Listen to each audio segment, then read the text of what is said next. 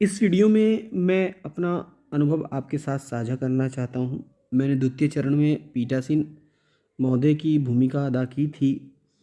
तो मैं चाहता हूँ कि जो समस्याएँ हमें आई हैं वो आप लोगों को ना आएँ। यदि आप पीठासीन बने हैं तो किन बातों का ध्यान रखें इलेक्शन से पहले, आज बूथ पर पहुँचने पर आप कौन-कौन से कार्य अवश्य कर लें।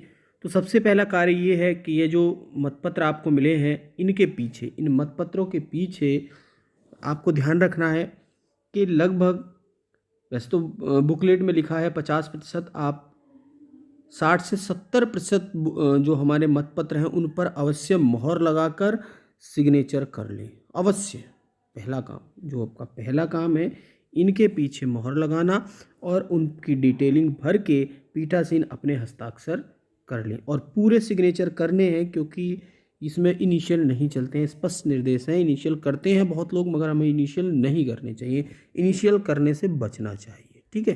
तो पहला काम ये है, ये अवश्य कर लें। दूसरा काम क्या है वह हम समझ लेते हैं। कौन कौन से प्रपत्र हम अवश्य भर के रख लें वो भी हम समझ लेते हैं। इसमें जो मोहर लगनी है वो भी हम समझ लेते हैं। ये वाली मोहर, ये जो ऊपर आप देख रहे होंगे, ये वाला मोहर जब छपेगी तो ये ग्राम पंचायत सदस्य और प्रधान के पीछे लगेगी, और ये वाली जो मोहर है ये क्षेत्र पंचायत सदस्य और जिला पंचायत सदस्य के पीछे लगेगी। इसका पहचान का इसमें है कि इसमें दाहिनी साइड एक एंट्री होती है, इसमें एक से अधिक एंट्री होती हैं, ये इसकी पहचान है।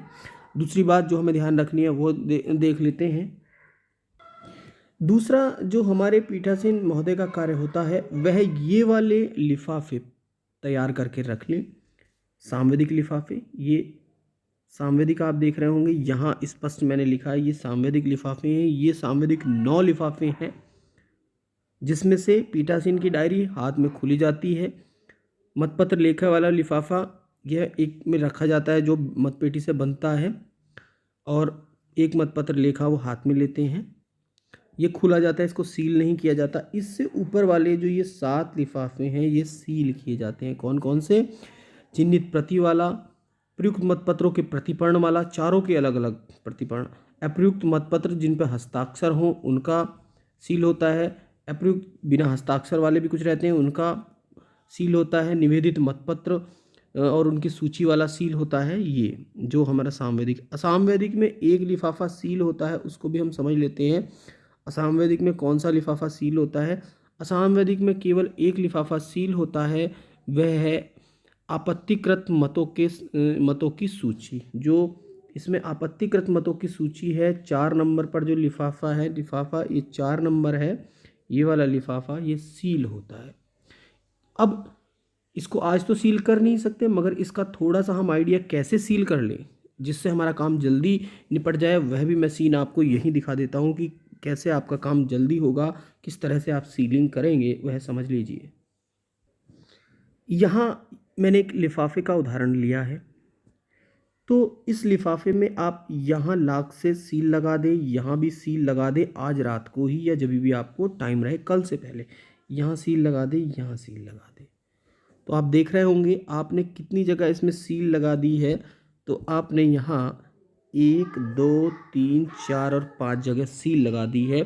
कल जब आप सीलिंग कर रहे होंगे तो यहाँ 5 जगह आपको सील लगाने की ज़रूरत नहीं पड़ेगी। कितने लिफाफों पे? आप देखोगे 7 तरह के तो सांवेदिक में है, एक असांवेदिक में है, यानी कि 8 तरह के लिफाफों पे आप इतना काम आज ही रात अवश्य कर लें। और कल को जो आपको सील लगानी है तो मैंने उसका भी उदाहरण लिया है। इसको यहाँ ऊपर से मोड़ोगे तो यहाँ आपको, यहाँ देखोगे कि केवल एक सील यहाँ लगानी पड़ेगी, एक यहाँ और एक यहाँ। थोड़ा सा यहाँ गोंद भी आपको लगाना है। इनको चिपकाने के बाद हल्का सा गोंद लगाएं ऊपर, फिर उसको चिपकाएं, फिर उस पर यहाँ सील लगाएं। ये आप समझ गए होंगे कि यहाँ सील लिफाफों पे आपको 1 2 3 4 और 5 जगह आज ही सील लगानी है। केवल 2 जगह, यानी कि यहाँ, यहाँ और यहाँ। जो बड़े लिफाफे हैं उन पर ऊपर 3 जगह लगाएं, जो छोटे लिफाफे हैं उन पर एक ही सील बीच वाली चल जाएगी। तो आप समझ गए कि यह सील का भी आधे से ज़्यादा काम आपको आज ही निपटा के रख लेना है। ये काम भी आज ही आपको कर लेना है। तो आप 2 काम समझ गए होंगे, प्रतिपर्णों के बैलेट के पीछे सिग्नेचर करना, लिफाफों को सील करना। ये 2 काम आपके हो गए। तीसरा काम क्या है वह भी मैं आपको आगे बताने जा रहा हूँ। इसके बाद नेक्स्ट मेरा जो एक और मैं आपको सलाह दूंगा कि कौन कौन से प्रपत्र आप भर के रख लें और कितने भर के रख लें, ये समझ लीजिए। तो इसमें आप मतपत्र लेखा को इतना अवश्य भर के रख लें। मतपत्र लेखा की हम बात कर रहे हैं। मतपत्र लेखा को यानी कि जितने सीरीज़ आपको मिली है उसको अवश्य भर लें कि यहाँ से यहाँ तक हमारे मिली है और इतने कुल मतपत्र मिले हैं, इस वाले कॉलम नंबर 1 को अवश्य भर के रख लें। जितने भी आप क्योंकि 1 के 3 बनाने हैं तो 3 की इतनी एंट्री कर लो, फिर 3 की सभी की इतनी इतनी एंट्री आप करके रख लीजिए। उपयोग में न लाएगा कि सीरीज लिखना चाहते हो आप लिख लो, नहीं तो ऊपर का एक कॉलम अवश्य भर के यहाँ रख लें। ऐसा क्यों किया जा रहा है यह मैं आगे आपको बताऊंगा। इसके बाद नीचे की जो एंट्रीज हैं ये आप फिल करके रख लें, ये भी आप फिल करके रख लें। इसके बाद है नेक्स्ट, ये तो मतपत्र। इसके बाद यहाँ मतदान ड्यूटी प्रमाण पत्र, यानी कि जो आपसे अलग, यानी कि 4 भरने हैं आपको ये। तो यहाँ आप, ये तो मैंने फाइनल जो मेरा है मैंने वो डाली हुई, इसको यहाँ ना भरें, ये जो डिटेल है। बाकी ये जो जो आपके साथ ड्यूटी में है उन सब की ये डिटेल भर के आज ही रख लें, जिससे कल को केवल इस पे आपको साइन करना हो जब आप जा रहे हो। तो ये ड्यूटी प्रमाण पत्र भर के रख लें।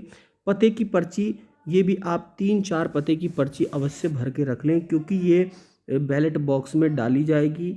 नंबर, ये जो पते की पर्ची है ये भी आप भर के रख लें। यहाँ से आप देख रहे होंगे पते की पर्ची, 3 से 4 पते की पर्ची अवश्य भर के रख लें। इसके पीछे अपने सिग्नेचर भी करें। और इसको जब बैलेट बॉक्स आप सील करोगे, शुरू में उनके साथ में ग्रीन पेपर सील लगाओगे, तब इसको उसके अंदर डालना है। जब उसको लाख से सील करोगे बाहर से, तब यहाँ कोने में कहीं इसके अंदर एक धागा पिरो के इसको आप गत्ते भी, जिससे ये फटे ना, तो यहाँ कोने पे थोड़ा सा आप, यहाँ जहाँ मैंने रेड किया है यहाँ थोड़ा सा गत्ता चिपका के उसमें छेद करके एक धागा निकाल लें आर पार। ये भी बना के रखें 2, क्योंकि इसमें बैलेट में जब अंदर सील होगी वहाँ भी लगेगी और बाहर भी इसको लगाया जाएगा। ये पते की पर्ची भी बना लें। इसके बाद ये वाली जो पर्ची है ये भी आप लिख के रख लें। यहाँ आप देख रहे होंगे, इसको भी यहाँ पर रख लें लिख के, ये भी आपके काम आने वाली है। इसको मैं दिखा देता हूँ आपको। यहाँ इसको अवश्य रख लें, क्योंकि ये मतपेटी पर चिपकाई जाने वाली है। आप समझ गए होंगे मतपेटी पर। यहाँ जो एंट्री आपको समझ नहीं आती, जो इम्पोर्टेंट एंट्री है वो यहाँ लिख लें। मतपेटी संख्या, स्थल, पोलिंग स्टेशन संख्या, क्रमांक, दिनांक। यहाँ यदि आप लिखना चाहते हो यहाँ लिख सकते हो क्या, ग्राम पंचायत, जो ग्राम पंचायत लिख सकते हो। यहाँ डिस्ट्रिक्ट, जो भी डिस्ट्रिक्ट है वो आएगा। यहाँ क्षेत्र पंचायत का नाम आएगा। तो इस तरह से ये भी आप कम से कम जितने आप, क्योंकि बैलेट बॉक्स पे अंदर लगेगी ये, फिर जब उसको आप कपड़ा पहनाओगे उसका वो थैला, उस थैले पर भी लगेगी। तो कम से कम 3 बना के रखें ये, और कपड़े पर जो उसका थैला है उस पर रात में ही चिपका दें। और ये ध्यान रखें कि जब आप बैलेट बॉक्स सील कर रहे हों, उस पर फीता लगा रहे हों, तो उसमें, यानी कि ये मैं कल बता दूंगा, जो नेक्स्ट कल की वीडियो है, कल को भी आपको कुछ ध्यान रखना है, वो बातें भी मुझे बतानी है, वो नेक्स्ट वीडियो में बता दूंगा। इसके बाद ये जो रिसीट मेमो है यह भी आप, इसमें स्पष्ट लिखा है कि 3 प्रतियों में तैयार की जाए। मतदान के पश्चात पीठासीन अधिकारी द्वारा जमा किए जाने वाली वस्तुओं की सूची, यानी कि जो रिसीट मेमो है, आप हो सकता है आपको 2 मिली हो या 3, ये 3 मिली हैं, तीनों की तीनों भर के रख ली जाएँ। जो ये सारी यहाँ से डिटेलिंग है ये वाली, और इसके नीचे वाली आप देखोगे ये डिटेलिंग आप आज ही भर के इसको रख लें। तो ये भर के रखने वाली बात है, इसको भी भर के रख लें। समझ गए होंगे आप। इसके बाद आता है मतदान अभिकर्ताओं की नियुक्ति पत्र का प्रारूप, ये कैसे भरा जाता है, मैंने वीडियो बनाई हुई है, वहाँ से आप देख लें। मगर इसमें हमें ध्यान रखना है कि हमारा पीठासीन का काम केवल इतना है, हमें यहाँ अपने सिग्नेचर करने हैं सबसे नीचे, और यहाँ स्थान लिखना है। बाकी कोई भी जो अभिकर्ता बनता है वह इस प्रपत्र को लेके आता है अपने आप से, उसके पास होता है, नहीं है तो वो आपसे ले जाएगा। उसमें हमें ये ध्यान रखना है कि यहाँ उसके प्रत्याशी के सिग्नेचर यहाँ होंगे, यहाँ वह खुद अपने सिग्नेचर करेगा, यहाँ इस जगह खुद सिग्नेचर करेगा बीच में। और इसके साथ हमें ध्यान रखना है कि उसका हमें वोटर आईडी कार्ड देखना है ज़रूर, और वोटर लिस्ट में जहाँ का वो अभिकर्ता बनने जा रहा है वहाँ उसका वोट होना चाहिए। इस बात का आप ध्यान रखें कि जहाँ वो बनने जा रहा है उसका वोट उस वार्ड में, उस वोटर लिस्ट में अवश्य हो जहाँ का वह अभिकर्ता बनने जा रहा है। फ़ोटो लाए, उस पर फ़ोटो लगा के उसको हमें उसका कार्ड भी देना है, अभिकर्ता वाला जो कार्ड होता है। तो ये कुछ चीज़ें हैं जो आपको आज ही अवश्य करनी है। और जो बातें हैं मैं आप समझ गए होंगे कि ये सारी चीज़ें आज ही आप करके रख लें। ये भी मैं एक सबसे इम्पोर्टेंट काम ये और बचा है जो आपको ज़रूर आज ही करना है या कर लिया होगा, जो मेरी पहली वीडियोस आपने देखी होंगी, कि जो सीरीज़ आपको मिली है उसको एक डायरी में अवश्य लिख लें। और इतनी जगह जैसे आप ये सीरीज़ लिखी हैं, जौन सी सीरीज़ चलाओगे उसके सामने लिखते रहना जो यूज़ हो जाती है यूज्ड, और जो चलती है उसके सामने कंटिन्यू लिखते रहना कि ये चल रही है, ये यूज़ हो गई है। इससे आपको बहुत सुविधा मिलने वाली है जब आप मतपत्र लेखा बनाओगे। मेरी नेक्स्ट कल की वीडियो आएगी, उसमें मैं आपको बताऊंगा किस तरह से आपको इसकी सुविधा मिलेगी। यहाँ मैंने एक उदाहरण बना रखा है कि यदि 60 वोट हमारे जाते हैं तो कौन सा 60 हमारे जाएंगे, तो कौन सा बैलेट हमें दिखाई पड़ेगा। तो प्रधान पद में मैंने एक सॉफ्टवेयर सा बना रखा है, उसमें आ रहा है। तो ये आप खुद से पेपर पे बनाएं, सॉफ्टवेयर के चक्कर में ना लगें। ये अवश्य लिख लें, ये जो बैलेट के क्रमांक हैं ये अवश्य लिख लें और इनको शांतिपूर्वक मैच भी कर लें कि बीच का कोई मिसिंग तो नहीं है। नहीं तो बैलेट आपको बनाने में मतपत्र लेखा दिक्कत आने वाली है। जिससे दिक्कत ना आए तो इनको मैं बार बार यही कह रहा हूँ कि इनको अवश्य लिखें। इन संख्याओं को, ये जो क्रमांक दिए गए हैं, इन क्रमांक को भी आज ही लिखें कि अपने डायरी में अवश्य लिख लें। तो इस वीडियो में इतना ही, अगली वीडियो में नेक्स्ट मिलते हैं। हाँ, एक बात, ये काम हमें कल क्या करना है, पीठासीन के कल के क्या कार्य हैं, ये इसके लिए भी मैं एक वीडियो लाने वाला हूँ, उसको भी अवश्य देखें। और ये वीडियो आपको पसंद आता है तो इसको लाइक करें, इसको ज़्यादा से ज़्यादा शेयर करें, जिससे और व्यक्ति भी इससे लाभान्वित हो। और मेरे चैनल को यदि आपने सब्सक्राइब नहीं किया है तो मेरी रिक्वेस्ट है मेरे चैनल को भी सब्सक्राइब करें। Thank you for watching this video.